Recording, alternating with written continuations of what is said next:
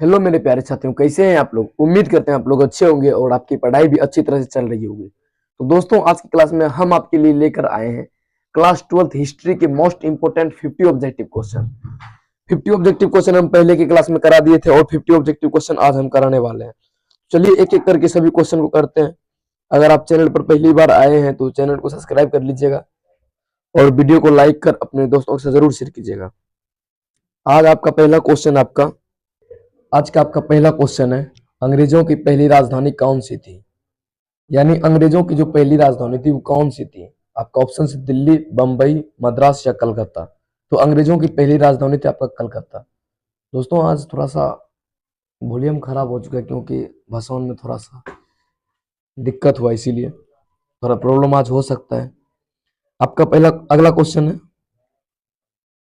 बंबई का विकास किस कारण से हुआ है। जिनका ऑप्शन है आपका उद्योग के कारण से, बंदरगाह के कारण से, कृषि कारण से या प्रशासन के कारण से। तो बंबई का जो विकास हुआ है वो उद्योग की वजह से हुआ है। किस वजह से? उद्योग की वजह से। और आपका अगला क्वेश्चन है, रेलवे का विस्तार क्यों किया गया। यानी रेलवे का विस्तार क्यों किया गया था। जिनका ऑप्शन आपका व्यापार के लिए, सेना के लिए, प्रशासन के लिए या उपयुक्त सभी। तो रेलवे का विकास उपयुक्त सभी के लिए किया गया था, क्योंकि सेना को भी आने में दिक्कत हो रही थी, आन जान करने में, व्यापार में भी दिक्कत हो रही थी, प्रशासन में भी दिक्कत होती थी, इसीलिए ऑप्शन हो जाएगा उपयुक्त सभी, यानी ऑप्शन नंबर डी। और आपका अगला क्वेश्चन है, सिविल लाइंस किसके लिए थी। जिनके ऑप्शन आपका भारतीयों के लिए, किसान्स के लिए, अंग्रेज के लिए या मजदूर के लिए। तो यह कानून जो है मुख्य रूप से अंग्रेज के लिए था। किसके लिए? अंग्रेज के लिए। और जो आपका अगला क्वेश्चन है, छावनी नगर किस उद्देश्य से बने। जिनके ऑप्शन है शिक्षा, निवास, सैन्य या व्यापार। किस उद्देश्य से बने थे। तो यह मुख्य रूप से सैनिक के उद्देश्य से बना था। किसके रूप से? सैनिक के। और आपका अगला क्वेश्चन है, गांधी जी भारत कब लौटे थे। यानी गांधी जी भारत कब लौटे थे। जिनके ऑप्शन है 1905, 1915, 1920 या 1930 को।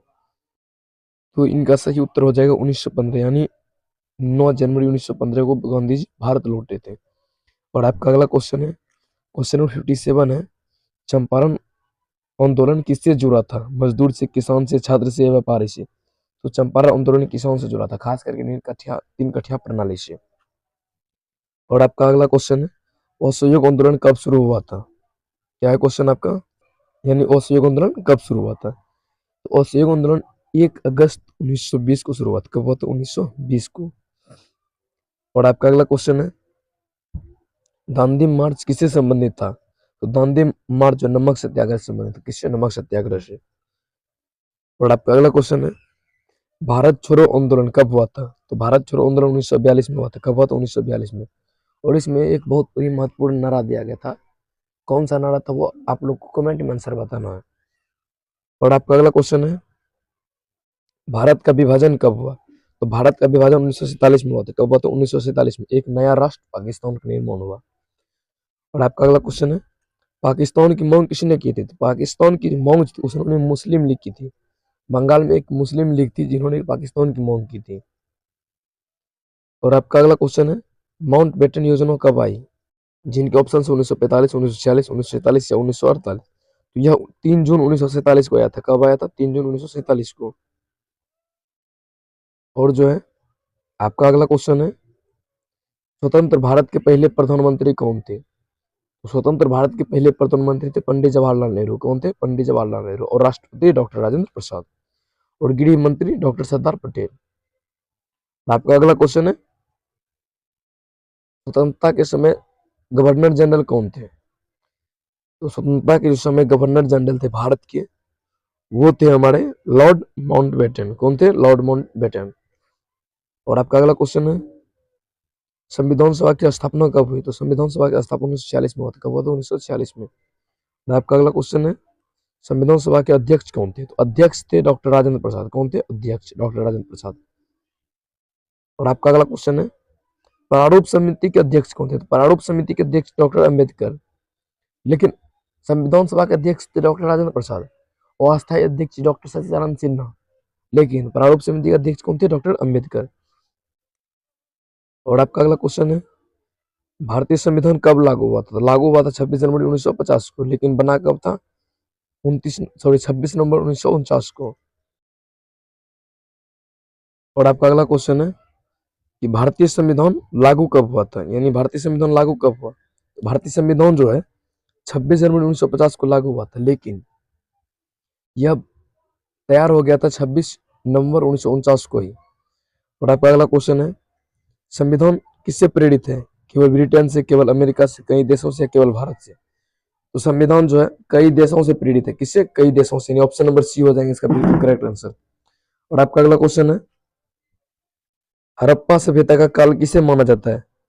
तो हड़प्पा सभ्यता का जो काल है यह आपका 500 से 1500 ईसा पूर्व को माना जाता है। और आपका अगला क्वेश्चन है, ग्रेट बाथ कहाँ स्थित है? तो यह ग्रेट बाथ जो है मोहनजोदड़ो में स्थित है, जो वर्तमान समय में पाकिस्तान में है। कहाँ पे?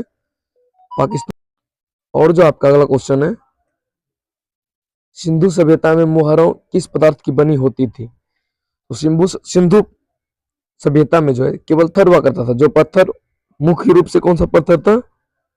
सेलखरी पत्थर था। और जो आपका अगला क्वेश्चन है, लोथल किस लिए प्रसिद्ध था? ऑप्शन आपका बंदरगाह के लिए, दुर्ग के लिए, मंदिर के लिए, विश्वविद्यालय के लिए? इसका आंसर दीजिए आप लोग। लोथल किस लिए प्रसिद्ध था? तो यह था आपका बंदरगाह के लिए। किसके लिए? बंदरगाह के लिए। यानी ऑप्शन नंबर ए हो जाएंगे इसका बिल्कुल करेक्ट आंसर।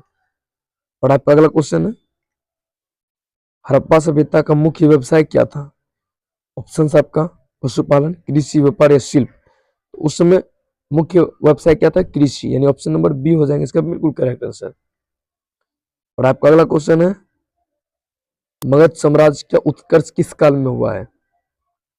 जिनके ऑप्शंस आपका वैदिक काल, ये मौर्य काल, गुप्त काल या हर्ष काल? तो इनका जो उद्गम हुआ है ये आपका मगध में, तो ये आपका मौर्य काल में हुआ है। कहाँ पे? मौर्य काल में। और आपका अगला क्वेश्चन है, पाटलिपुत्र की स्थापना किसने की थी? जिनके ऑप्शंस आपका बिंबिसार, अजातशत्रु, अशोक या चंद्रगुप्त? तो पाटलिपुत्र की जो स्थापना की थी वो की थी आपका अजातशत्रु। किसने की थी? अजातशत्रु। और कब की थी? 490 ईसा पूर्व। और आपका अगला क्वेश्चन है, अर्थशास्त्र के लेखक कौन थे? जिनके ऑप्शन है पाणिनि, कौटिल्य, कालिदास या भास? तो अर्थशास्त्र के जो लेखक थे वो थे कौटिल्य, जिनको आचार्य चाणक्य भी कहते हैं। और आपका अगला क्वेश्चन है, प्राचीन भारत में कर को क्या कहा जाता था? भाग, शुल्क, दंड या उपहार? तो कर को जो है, कार को, सॉरी कर मतलब जैसे कर नहीं, किसी से कर मतलब वर्ड नहीं आ रहा है, किसी से वसूली करना, कर वसूली करना, जैसे टैक्स जिसको बोलते हैं। उस समय क्या था वो? शुल्क। शुल्क नहीं, कर था, शुल्क क्या था? शुल्क था। और आपका अगला क्वेश्चन है, यानी क्वेश्चन नंबर 80 है, नगरों के विकास का मुख्य कारण क्या था? शिक्षा, प्रशासन, व्यापार या धर्म? तो नगरों के विकास का मुख्य कारण जो होता है वह था आपका उद्योग, यानी कृषि में अधिवेश। क्या होता है? व्यापार। और आपका अगला क्वेश्चन है, ब्राह्मणों का मुख्य कार्य क्या था? तो ब्राह्मण का मुख्य कार्य था शिक्षा और पूजा। क्या था? शिक्षा और पूजा। और आपका अगला क्वेश्चन है, क्षत्रिय किससे संबंधित था? क्षत्रिय जो है यह शासन संबंधित है। किससे? शासन करना क्षत्रिय का कौन था? पूजा पाठ करना ब्राह्मणों का था। ये वर्ण व्यवस्था था। कृषि करना ये वैश्य का था, वैश्य का। और जो सेवा तेवा था वो शूद्र का था। और आपका अगला क्वेश्चन था, अगला है, वैश्यों का कार्य क्या था? तो वैश्य का जो कार्य था, वैश्य का कार्य था, वैश्य का कृषि, व्यापार करना, पशुपालन, ये सब वैश्य का कार्य था।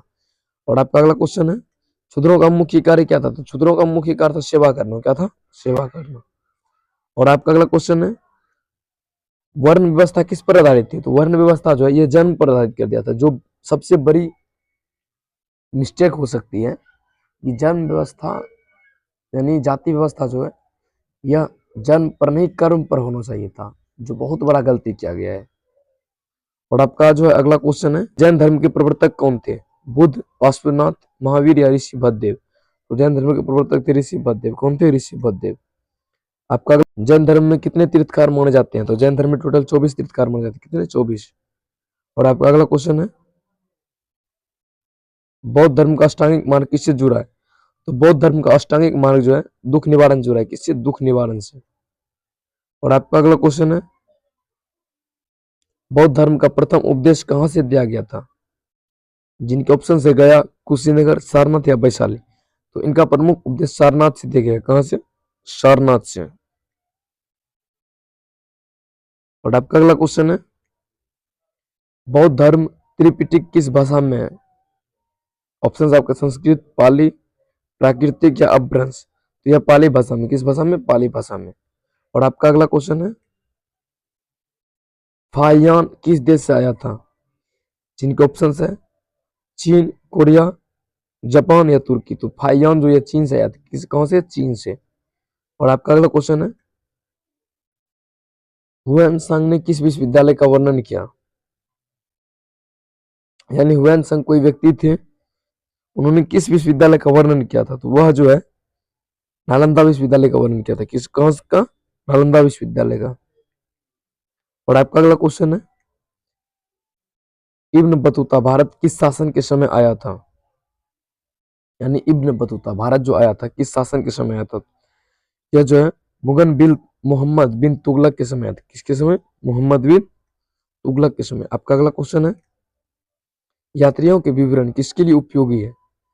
जिनके ऑप्शन है राजनीति, सामाजिक इतिहास, युद्ध या प्रशासन के लिए। यह जो इतिहासकारों यानी सामाजिक इतिहास के लिए उपयोगी है।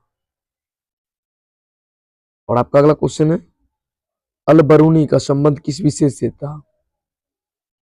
जिनके ऑप्शन है गणित, धर्म, समाज या विज्ञान। तो अल बरूनी का जो संबंध था, वो विद्वान थे, उनका संबंध जो विज्ञान से था। किस?